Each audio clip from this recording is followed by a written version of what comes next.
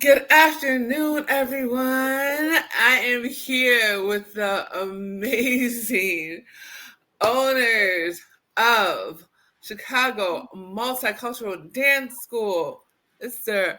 Homer Bryant and the phenomenal executive director, Robin. I am so blessed to have you both here with me today. How are you? We are great, right, Thank Homer? you for having And us. We are thank you phenomenal. for having us here. We're so glad to be here with you.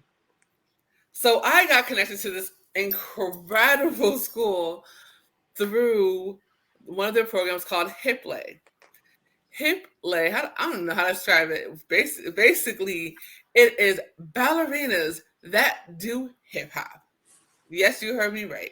So I got they've expanded beyond hip hop, but that was I know that was originally how it started.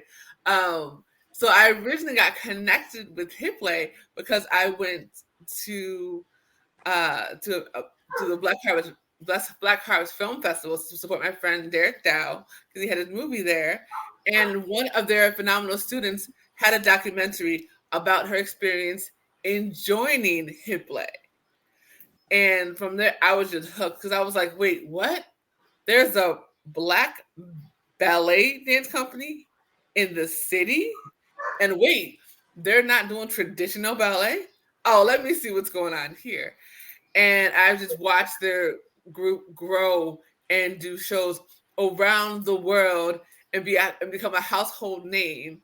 And so I've been following them on Instagram, and I was like, let me just reach out and see if they would actually want to do an interview because I know they do stuff for so many huge corporations. So, and here they are today.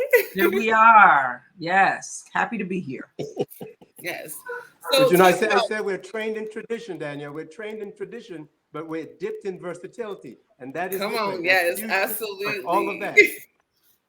So, Homer, so talk about the origins of Chicago Multicultural Dance School, please. Originally, Chicago Multicultural Dance Center was Bryant Ballet, named after me, when I started the school back in the 90s. I'm a product of Arthur Mitchell's Dance Theater of Harlem out of New York. And when I moved to Chicago, I had a name. I had name recognition, so I called my school Bryant Ballet. Uh, After years of reflecting the diversity that would come through, I decided to call it the Chicago Multicultural Dance Center. Once that school was established, we started running around doing what I call my rap ballet to get African American kids in. I would rap all the ballet terminology, you know, and it would be fascinating to them because kids understand rap and the rap cadence. And well, when rap changed to hip hop, I got this brilliant idea. Instead of doing the rap ballet, I might just call it Hiplet, hip hop and ballet, because we are the only training company diverse school that teaches classical ballet in the city of Chicago and around Illinois with the years that we've had. So Hiplet became an extension of hip hop, rap, classical ballet, fusion, Latin, jazz, African, all of that on the tip of the toes or in heels or a guy in heels or the girls in sneakers. So hip hop is a fusion of dance diversity at its best. Absolutely. Yes. And Miss Robin, how did you start working with Yeah.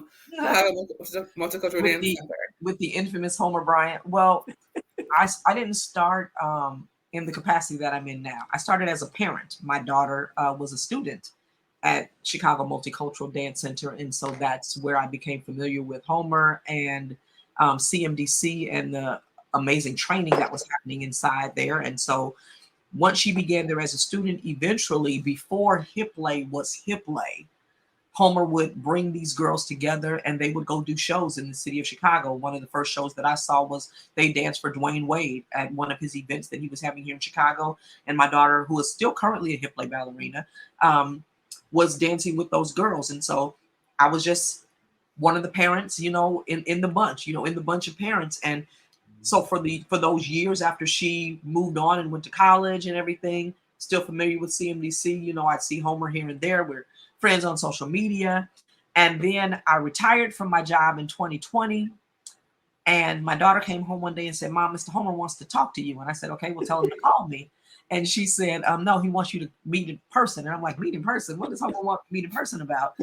And she says, I don't know. She says, so he wants to know when you're available. And so we set up this time. I go down to the studio and he wants to talk to me about writing this production for him. You know, he had this production. And what was the name of it?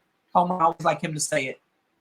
What was the name of it? I can't remember. Hiplet Heels. Oh, hip hop and heels. Hiplet, Hip Hop and Heels. That's right. So this was the production that he was looking to do, and he wanted me to write it because he knew I was affiliated at the time with another school where that's what I did. I wrote productions. I was a performing arts director there. And so we talked and we agreed, all right, I'll help you write this. And then he slid this in while we were talking. He's like, well, you know, I also need some help down here. And so I'm like, okay, well, what do you need? You know, I'm retired. I need some help, you know, like just here in the office. And I'm like, okay, fine.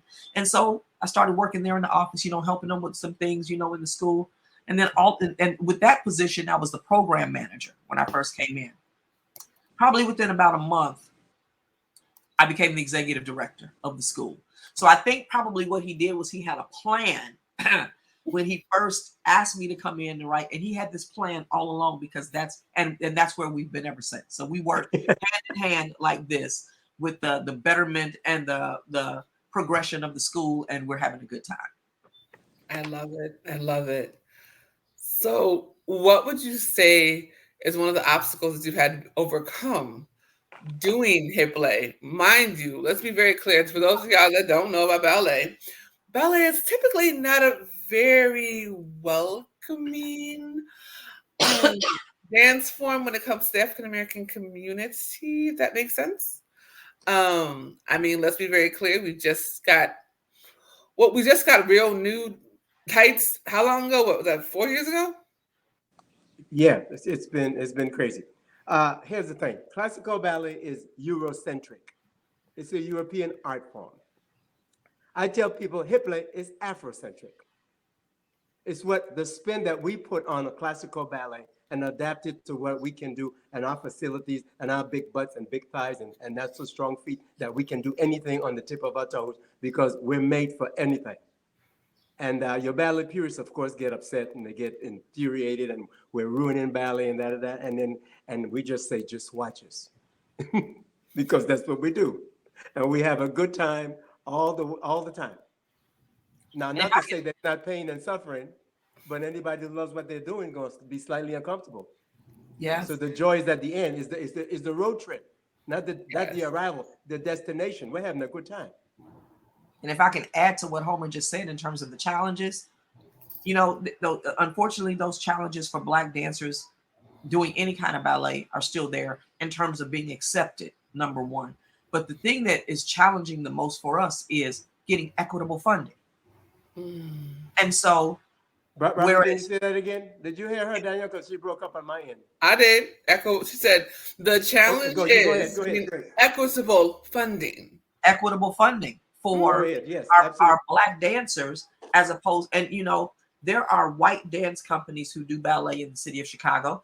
I won't call their names for the sake of the broadcast. Right. However, we all know who they are, and some of these other companies are, and they don't have issues with funding. Why? Because it is acceptable for them to be in the space. Absolutely.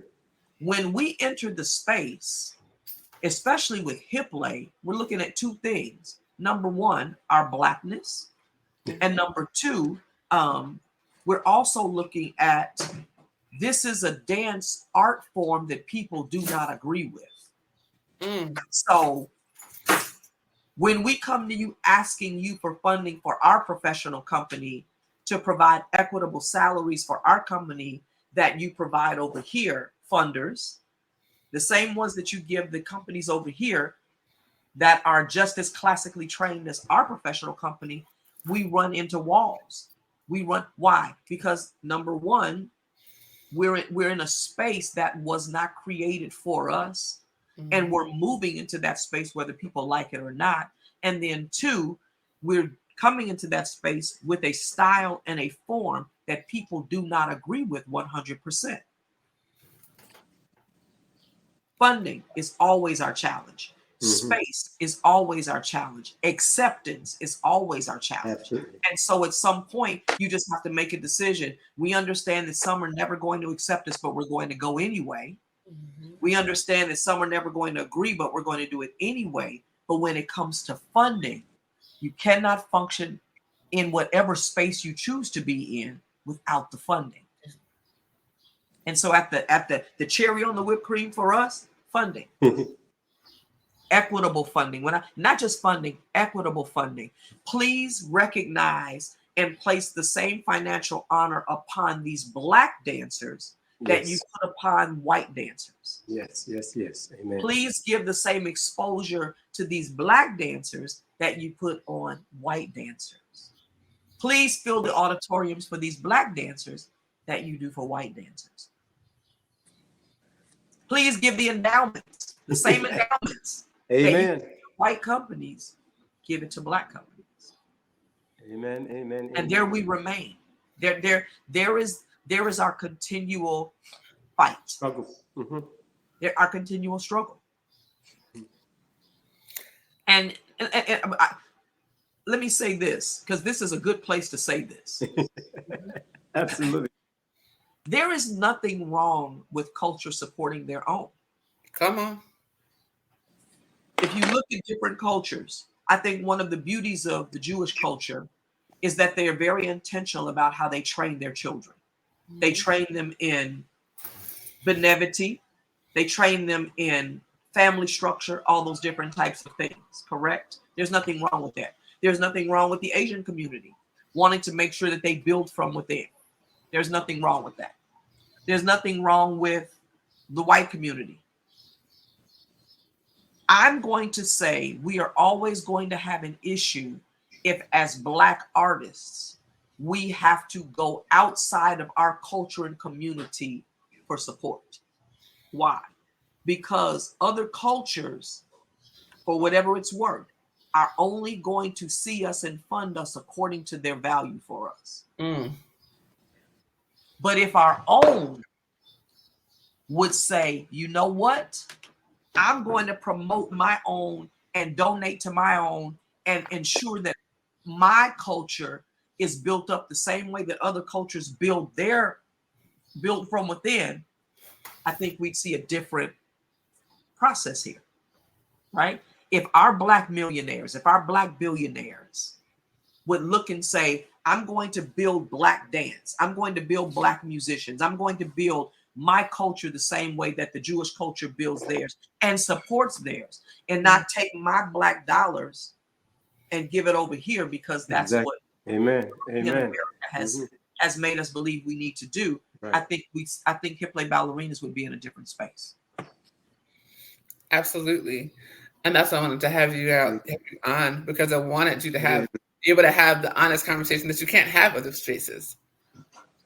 Because the biggest thing when it comes to Hiplet is that if y'all have seen those performances, the amount of work that it takes to get the synchronization down and do it in the heels.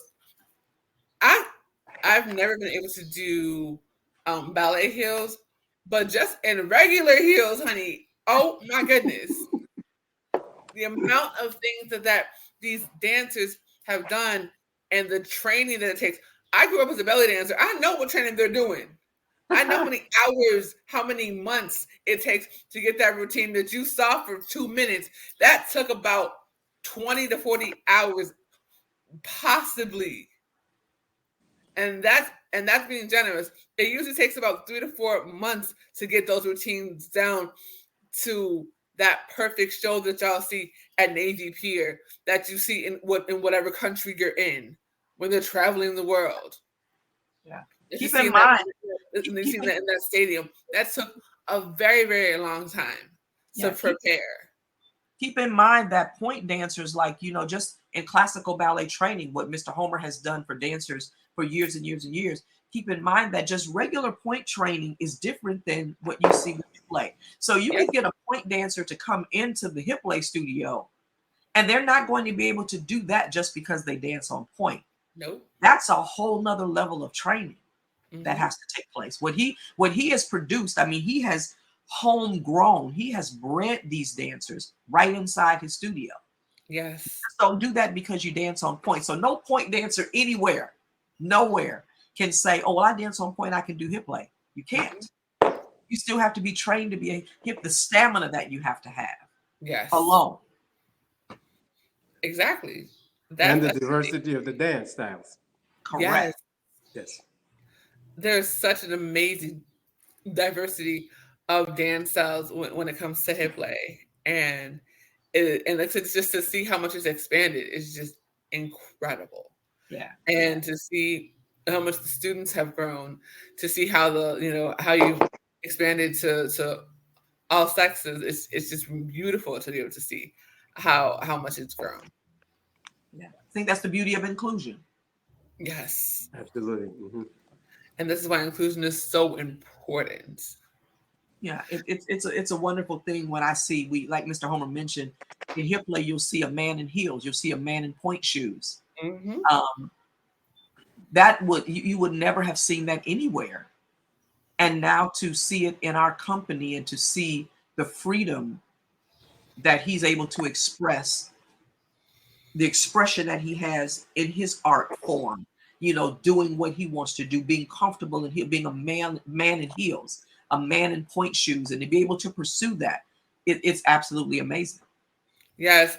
And before you came out, I was talking about how I know Brandon and how I've watched him slay honey, because he has some video shoots. I'm just like, how did he do that? Jeez. The Yeah. way that he moves. And so Yeah. to see him when I got to come down to see you guys last year at Navy Pier, to see him up there and so comfortable and so free, it was so amazing. Yeah.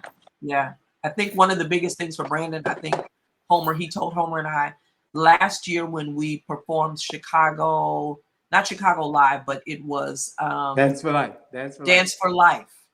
Dance for Life was this was monumental for him to be able to be in that space. Mm-hmm. And the piece that we did featured him in heels. He actually had this big grand walkout on stage, in his heels. And that was monumental for him. He really, really appreciated having that space and being the first one, number one in hip play to ever take the stage. And on Dance for Life. And on Dance for Life. Yes. Yeah. For sure. That's what's up. I love it. I love it. And we have the owner of Chicago Multicultural Dance Center, Mr. Homer Bryant, and the phenomenal executive director, Robin, here on Danaya Azure Radio. So, what would you say is your goal for Hip play in the next 3 to 5 years? Oh, wow. Whew, that's a lot.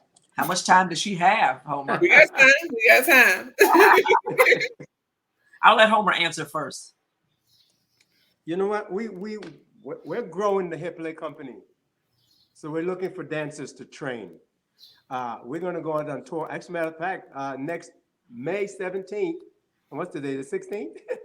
May 17th, we'll be at the Auditorium Theater, 2025, May 17th. From the one you've been seeing right now. The future looks bright. We want to grow the company. We want to have a dance endowment.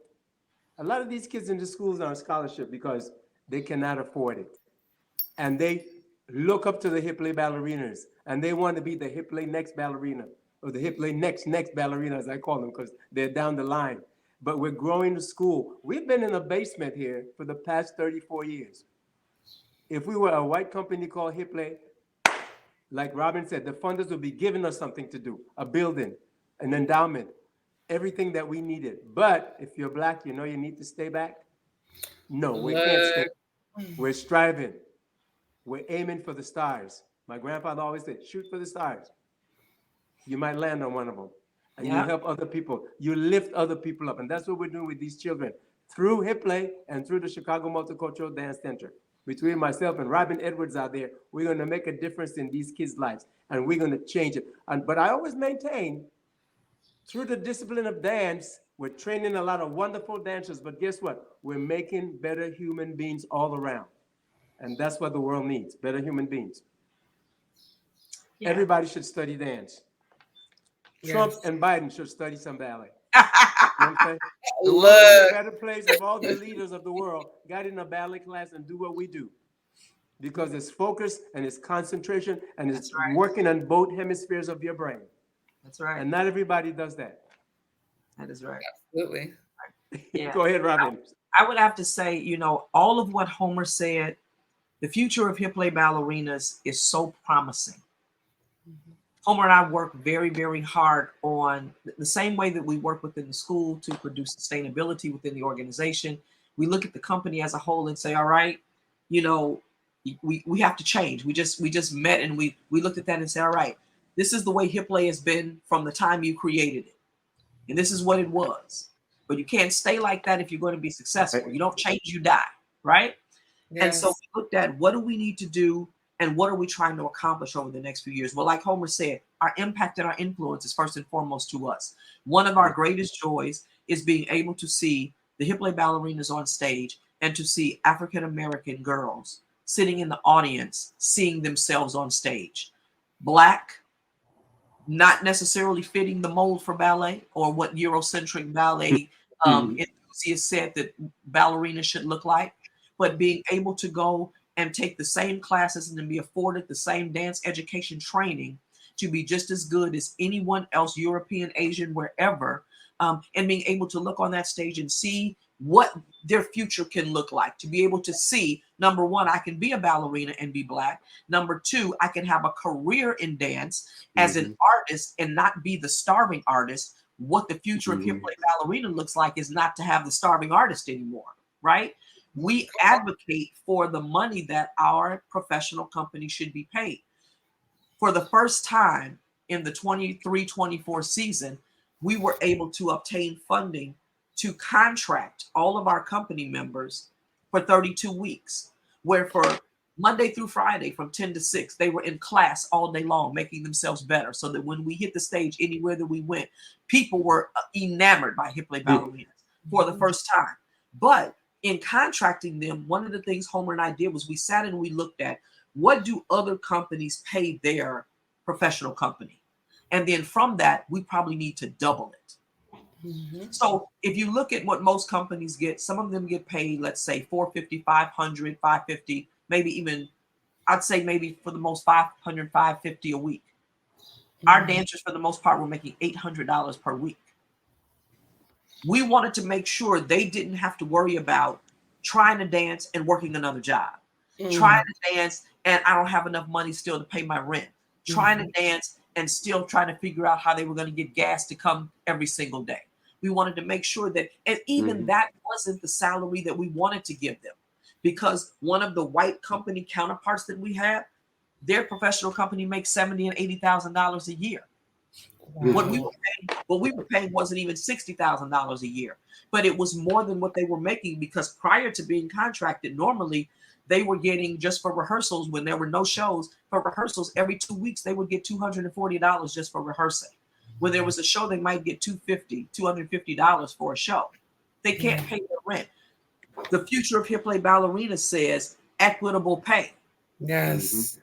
You are worth the same way that a doctor can go be a doctor and he's worthy of the six-figure salary that he gets, because society has decided that it's okay for a doctor to make $200,000 per year, or society has decided it's okay for a judge to make $200,000, or the mayor of the city of Chicago to make $150,000, that you are still worth your hire because you chose to be, this is your passion. This is why artists, we're born this way.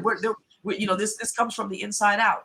We shouldn't be paid less because people say, oh, well, you can still do that, but get a 9 to 5 on the side. No, you're still just as worthy as everyone else in their profession. And that's the continual future of Hiplet ballerinas, that you will come into this company and be paid equitable wages. We're still working on the other things, the medical benefits, all of the things that every employee should have, regardless of what you choose. But that's our future, to continue to impact the world in ways that you can't even expect. We can't tell you everything, because then you'd be able to say, oh, I know what Hiplet is going to do. The future of Hiplet ballerinas is to be expecting what you never expected. Yes. Always be looking, because you'll never be able to coin this brand. We're always going to come out with something new and improved cutting edge, because that's who we are. Absolutely. So we And I need think partners. We need funders. We need partners. We need collaborations. We need all of that. From the Black community would be wonderful. Of the Black community. From our yes, own. definitely, because I think the biggest thing when it comes to Hiplet is make sure that people understand how powerful it is for children to do the arts. Yes. Because with everybody trying to take music and whatever out of school, and people not recognizing that dance is a sport too. Let's be very Oh, clear. absolutely. Absolutely. It's a sport. Like, I mean, if people would treat dance the way they treat sports, we wouldn't have a funny nation in Chicago. Absolutely. Or Y'all even music. real Or quick. even music. Let me tell you, even music. If they treat dance like they treat music, music is much more respected than dance is. Give you an example. Janet Jackson can fill up and of course she's Janet Jackson, so of course there's no comparison. But I'm just talking about in music. Let's talk about her dancers. The dancers that dance behind Janet Jackson. They get paid big bucks. Why? Because they're in the music industry. Now take those same dancers and put them in the dance industry. The money dwindles down a whole lot more than if I go dance behind a Janet, a Missy Elliott, a Chris Brown. They can pay me top dollar. Why? Because music is more respected. Music will fill up auditoriums. So will dance. Dance fills up auditoriums too. However, society and the industry has put a cap on what they feel these dancers deserve as far as wages. In the music industry, Chris Brown will say, I'll give you $2,000 a week. In the dance industry, correct. In the dance industry, we'll look at our own and say, oh, well, you should be able to, give you another example. We get calls all the time for Hiplet to come perform, right? One of the first questions I ask the person who's calling is, what is your budget for the performance? Right. Well, they'll tell me my budget is $1,000. Now, here's what they want. They want us to dance for 30 minutes. In the meantime, they have a theme. So they want us to dance according to their theme, which means I may not be able to do anything that's in our repertoire. I might have to come up with something or choreograph something for your performance, but your budget is $1,000, maybe at the most $1,500. And I'm supposed to bring this entire company. And at the time when some of these, we had 12 company members and I'm supposed to take $1,500 and split that amongst 12 company members. Even let's say we had 5, I'm supposed to split it amongst 5, pay them for the performance, plus the rehearsal, plus pay the choreographer, because that's people's value for what they're asking for. So it was us that had to set the bar. I had some calls last week where someone called me and said, hey, we want you to come back out tomorrow if you can. I said, what is your budget? They said $1,500. I said, we're not coming. Simple as that. We won't come. Even our tour company, I tell them, if you want a 90-minute show from Hiplet Ballerinas and you're not at least talking to me starting at $35,000, we're not coming. Right. Somewhere along the line, as Black dancers, we have to set the bar. Yes. And stand and not be scared to stand your ground. Because if they want you, we've seen other people find a way to bring us in. Like you bring everyone else in. Yes. Yeah. Exactly. It's about respecting the time and the energy and understanding that this is their full-time job. This isn't their hobby. This is their career that people are trying to play with. And that's not okay. Right. By any means. Absolutely. And you find that more, I hate to say though, and Homer, you tell me if you had this experience, you find that more amongst our people. Yes, absolutely. For sure. You find that more amongst our people. Exactly. And unfortunately. And it's so crazy too. I was telling Homer before you got here that my mom was a belly dance teacher for like 30 years. So, and she taught kids for a while. Yeah. And when she was teaching kids, that was her giving back. I was a child at the time, so she wanted to do a kids troop, so she didn't charge the parents. So she's doing costumes and everything, right? And we had struggles when we were putting together shows, because all of a sudden it was just like, oh, you want us to promote the show that we're doing, that we're going to be a part of? Wait, what? So I completely understand what you're talking about when it comes to the struggle of our people understanding that this is not free. This takes a lot of time and energy and effort, and people have to put their their regular lives on hold to do this. Yeah, absolutely, absolutely. And our professional company members, they want stability, just like every other employee wants stability. For so long they've had to deal with, even with us being able to obtain funding to contract them last year. It's like we're hunting for funding now to contract them again. But they want stability. They love what they do. But the instability of this industry is sometimes what causes those who are gifted and causes those who had dreams to give it up and go say, now I need a 9 to 5, and be miserable in what they're doing in their work. I remember the day that my husband looked at me and said, I realize you are not cut out to work a 9 to 5. I'm an artist. Right. For me to have to work a 9 to 5 would kill me on the inside. And so the future of Hiplet Ballerina says we're not dream killers. We're dream builders. We're building the dreams of our professional company and those that will come along after them. And we're representative to those like us to show them that this can be done. And so we're out there to make it happen. That's my job, to make it happen. Yeah. There you go. There you go. And unfortunately, your white companies would have 3, 4, 5 black kids get hundreds of $1,000s for equity, diversity, and inclusion. And we have multitude of black kids and white kids, and we don't get the kind of fundings for that. But some big corporation that say, oh, we're going to give them $100,000 to this white school because, oh, they got a couple of black kids. That's the inclusion right there. Yeah. So unfortunately, they don't see what we're doing. Right. Well, that's the goal, to make more people see what you guys are doing and to see all the amazing work that you're doing around the world. Because like I said, trust me, they might have started in Chicago, but Hiplet tours around the world, not the country, the world. The world, right. What has been your favorite place to visit that you guys have performed in? We went to Seoul, South Korea 3 times. It was like being a rock star. I could not believe how these folks took to us. It was unbelievable. We were the talk of the town all the time.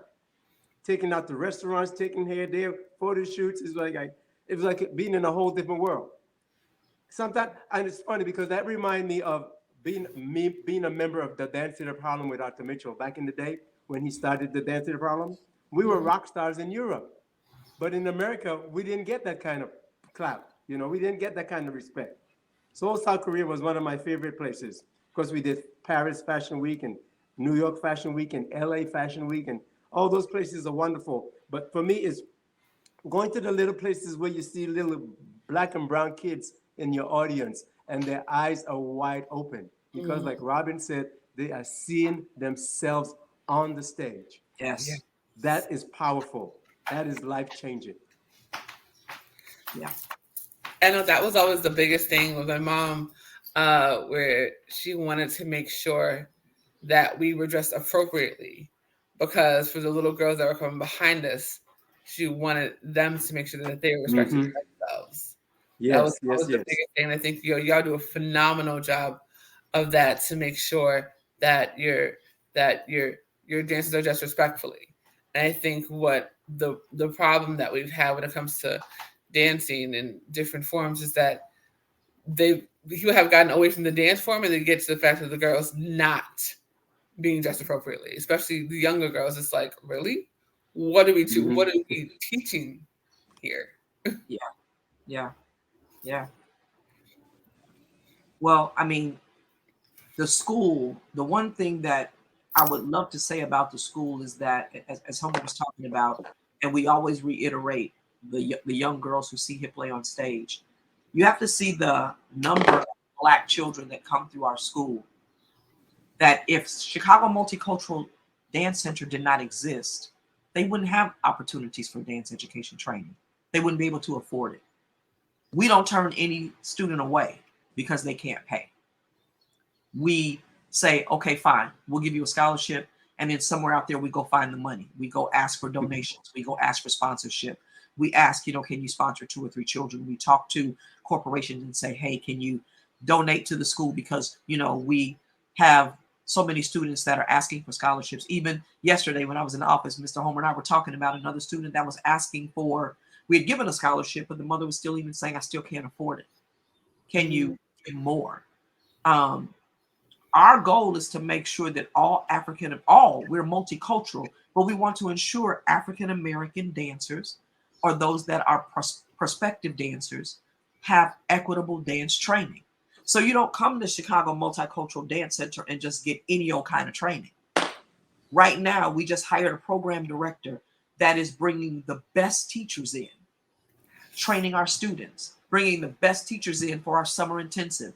We're already looking at our fall schedule, looking at what teachers are we bringing in for the fall, making sure that they have the best opportunities, the best education opportunities in dance, the same ones that our white counterparts offer, even better. We're making sure that we're offering, and to our Black children that cannot afford it, don't have to worry about it. We're going to find a way that you can be here at Chicago Multicultural Dance Center. And I think that's the thing that people need to know about this school and this program, is that we are intentional about making sure we create spaces for our Black girls, our Black boys that want a space in the arts. They say that you can't have a place. They say that you can't have a platform. That's okay. Come here. We'll give you the space and create the platform. Come on. And have teachers that look like you. That's Yeah. important. That's very important. You can't tell me to do with my body if you're a European teacher and you're not really into teaching classical ballet. You're just into teaching a body type, which is the European art form of a classical ballet. No, diversity at its best is what we do here. That goes to our teaching as well. So we bring in teachers. I mean, if they're white, they know a Black body and they can put that technique on the body. If they're Black, well, they understand the Black body and how it can be trained to be a classical ballet. And that's the beauty of what we do at CMDC. Yeah. We put the technique on the body, no matter what the body looks like. Most definitely. And that's what's so important, is that when it comes to dancing, it builds up confidence like no one has ever thought of. Absolutely. And you can see it. You can see it in those kids' faces when they're out there on that stage. You can tell their energy is just on point. Yeah, we see it in the studios. You have to see them, see the confidence that they exude in the studio when they accomplish something, or when they, when they're working on something and they get together and they accomplish it. Even our Division Ones, they want to do pirouettes so bad, right? And so all they do is get in the mirror and practice pirouettes, and they're running up to us, Mr. Homer, Miss Robin, look, I can do a pirouette, and then they're trying to do 2, and just to see this excitement in them. And to see them have it in a space where they can be excited about who they are and what they do. And not to be ostracized or not chosen because of the color of their skin or the shape of their body. Doesn't matter, who they are, what size they are, what color they are. They're practicing pirouettes, and you go do your pirouette and we're going to watch. And it may not be perfect right now, but we're going to make it perfect. We're going to keep training you and get it perfect. But we already see the confidence now, even before by the time they get on stage, it's absolutely amazing. But we want to see them be confident in the studios because it's an accepted space. We have received students from one of the other schools where they've come in and told us about their experience being one of the only Black girls amongst majority white, and how they were treated. How they weren't chosen for things, how they were looked at, to be looked at and said, to be looked at and have said to you, you're not on scholarship. Oh, we thought you were on scholarship. Oh, because you don't think that the Black students' parents can afford to have you here, or to say things like, oh, your parents don't have a driver. You all don't drive a Range Rover. See, at CNBC, it doesn't matter what car your parents drive. It doesn't matter whether you vacation in Switzerland or not. Wow. Doesn't matter, whether you're on scholarship or not. The majority are on scholarship. Everybody's the same. Everybody gets the same intention, the same input, the same training. Black, white, and we have white students. Mm-hmm. We love them the same as we love our black students. We don't shortchange them because they're white and say, oh, we're going to make sure our black students do this, because no. Everybody has equitable training. Yes. Everybody has a fair chance. And we've had some incredible white parents that bring black kids. Yes. That have adopted. And it's beautiful to see on a Saturday morning. You see 5 or 6 white parents with black kids, but they want them to be engaged in this cultural affair, this CMDC affair, learning from African American teachers and girls and African teachers, jazz teachers, whatever. It's a beautiful thing. It really is. Most definitely. So when everything is said and done, what do you want your legacy to be? Homer, you can go first.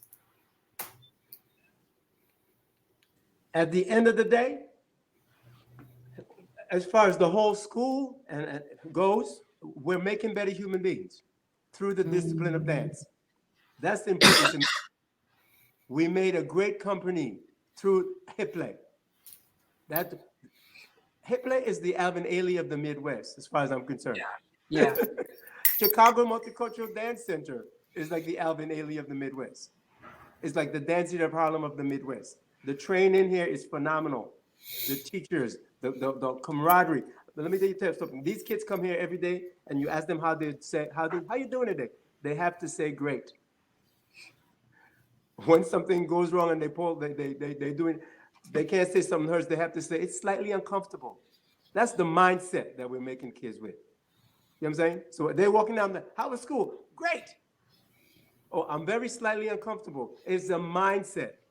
Today's going to be a good day. I'm going to look in the mirror and say, and all the teachers, as teachers, we feed them positivity over and over and over. So they go out in the world, and like I said, they're better human beings through the discipline of dance. Yeah. They're going to be incredible dancers. We know that.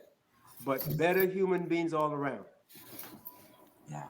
Definitely. And I would say, the legacy that I would want is that I would want them all the people that I will be able to touch during my time at CMDC in this capacity, to be able to say, she taught me how to be true to myself and my dreams and my desires, and to not accept anything less than what I was worthy of, because I understand my worth. So in the dance area, she taught me how to fight for what I believed in. She taught me how to go after things that they may be challenges. People may say you can't do this. She taught me how to don't take no for an answer. Mm-hmm. If somebody says no to you, go find someone. Go find it somewhere else. Go find someone that's going to say yes, because just a no doesn't mean it's not possible. A no just means that person's not willing. Right. She taught me how to persevere, how to be innovative, how to pioneer to the very thing to my results. What is it that you want to do and accomplish? And then pioneer all the way until you accomplish it. And so I would want my legacy to be accomplishment, that I accomplished the very, very thing. And that people would say, she showed me and taught me how to accomplish through the discipline of dance, through being with me every day in the studios, through talking to me, through yelling at me, through telling me to be better, through all those things, how to pioneer to be my very best self. And everything I had to show for it is in my hands. I wasn't denied anything. That's the legacy, to not be denied anything. Because even if you're denied over here, you can go create it over here. I don't care what somebody tells me they won't give me. I can go even money. I can create situations that bring money, right? You can't ever deny me anything, because I'm the captain of my ship. I'm determining where I go in life and where I end up. And so that's what I think I want my legacy to be, through the discipline of dance. This is what we instill in our dancers. I love it. I love it. Thank you both so much for coming on. It was an absolute pleasure. Thank you. Thank you so much, Danielle. Appreciate you. Yeah. This has So been a go ahead and tell everybody where they can find you, follow you, Go and ahead, most Robbie. importantly, so book listen. you.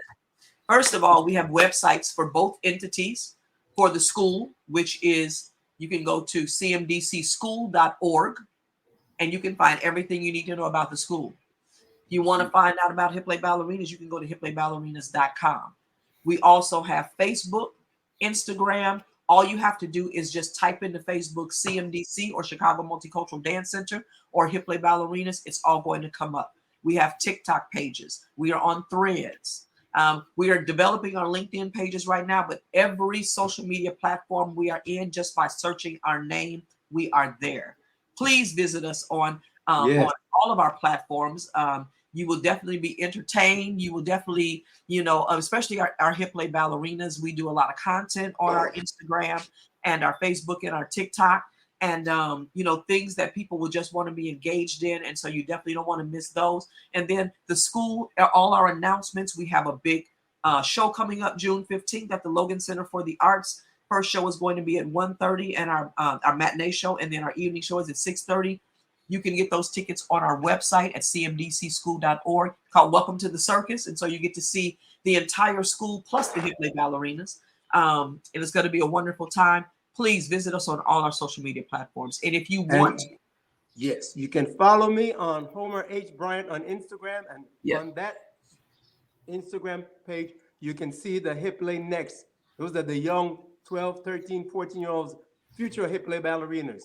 And we're about to create a social media page for them as well. Amazing. So that's going to be coming, definitely. But if you want to reach out to us via email, you can email us at contact@cmdcschool.org. You have anything you want to say to us, ask us, collaborate with us, partner with us, donate money to us. Donate money to us. Yeah, for sure. Yes. Contact@cmdcschool.org. And all of that is even on our websites, everything too. You can always get in contact with us. And give them the phone number. Oh, phone number, area code 312-461-0030. Or we do have a cell phone for CMDC and Hiplet Ballerinas, and that is area code 312-890-0926. That cell phone is in my pocket all the time. So if you call, I normally answer. Awesome sauce. Thank you so much again, and thank you for what you are doing for all of your students and what you are doing for the culture in Chicago when it comes to dance and ballet dance specifically. Thank you so much for recognizing that and allowing us this space to talk about it. We appreciate it. Absolutely. All right.